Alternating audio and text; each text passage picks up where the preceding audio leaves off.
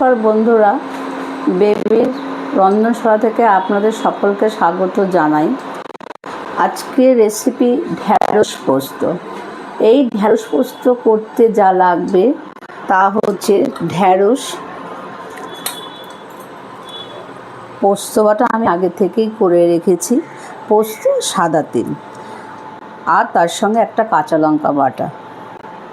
এই সামান্য উপকরণ দিয়ে আমি ঢ্যাঁড়স পোস্তটা রান্না করে দেখাবো।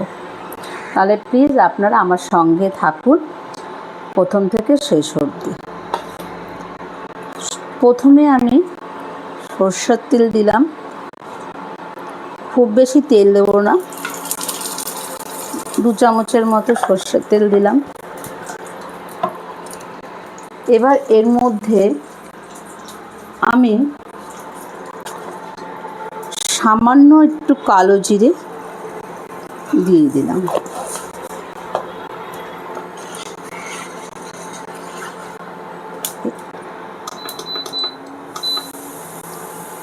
এবার আমি ঢ্যাঁড়সগুলো দিয়ে দিলাম।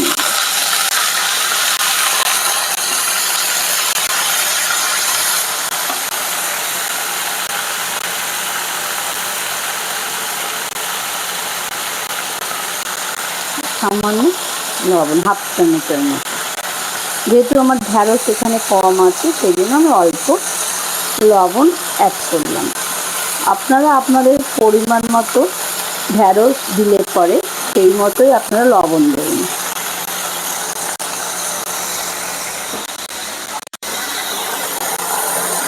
তারপর আমি এর মধ্যে সামান্য হলুদ দিলাম, বেশি দেইনি। দিয়ে আমি নাড়াচাড়া করে নিই।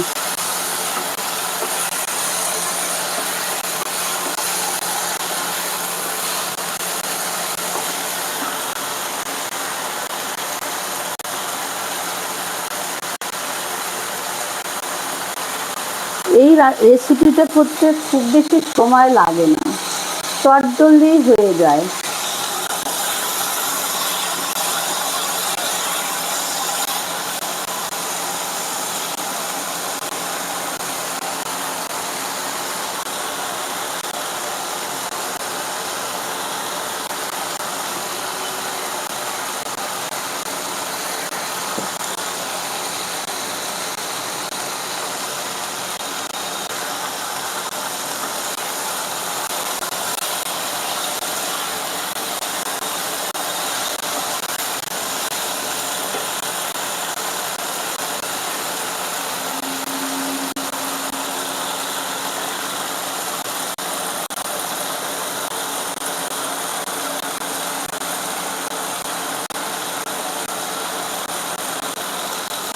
বন্ধুরা, আমি এর মধ্যে আর একটু সামান্য হলুদ, পোস্ত বাটা আর সাদা তিলের মধ্যে দিয়ে দিয়েছি, আর একটা পাকা কাঁচা লঙ্কা আমি এর মধ্যে অ্যাড করলাম।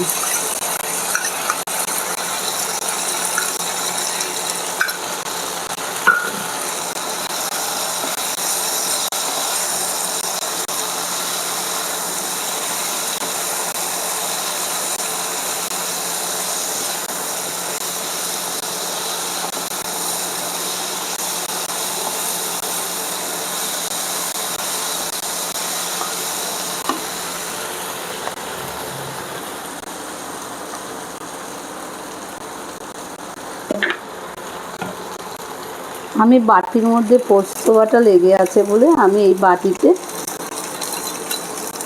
1/2 বাটি একটু জল দিয়ে ভালো করে নাড়াচাড়া করে এই জলটা এর মধ্যে ঢেলে দিলাম।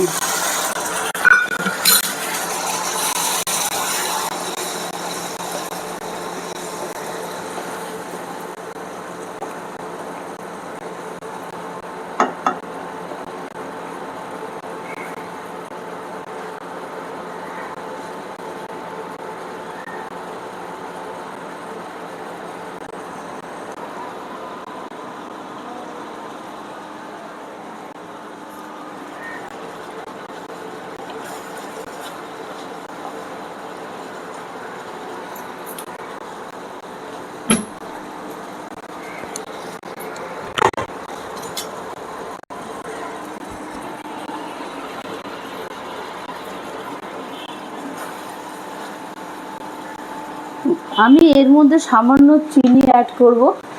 এটা আপনারা দিতেও পারেন, নাও দিতে পারেন, যারা যেরকমভাবে পছন্দ করেন সেইভাবেই আপনারা রান্না করে খাবেন।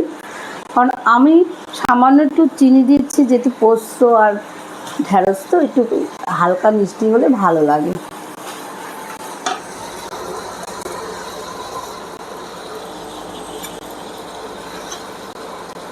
আমি হাফ চামচ ঢ্যাঁড়সের মধ্যে এই চিনিটা দিয়ে দিলাম।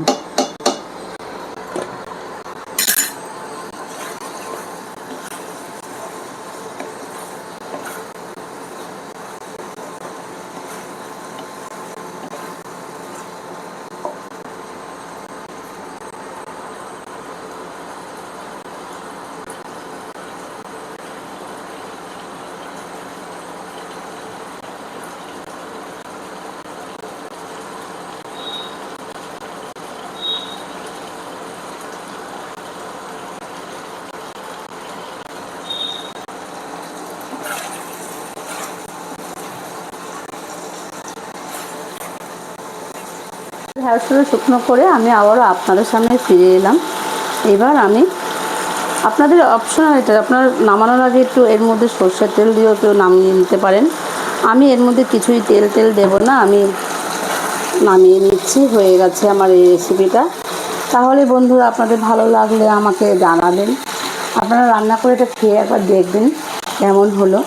ভালো লাগলে আমার এই রান্নাটাকে সাবস্ক্রাইব, লাইক, শেয়ার এগুলো করতে ভুলবেন না, কমেন্ট করতে ভুলবেন না। সবাই ভালো থাকবেন। আপনাদের ভালোবাসায় আমি আবার পরবর্তী নেক্সট ভিডিওতে আমি নিয়ে আসবো।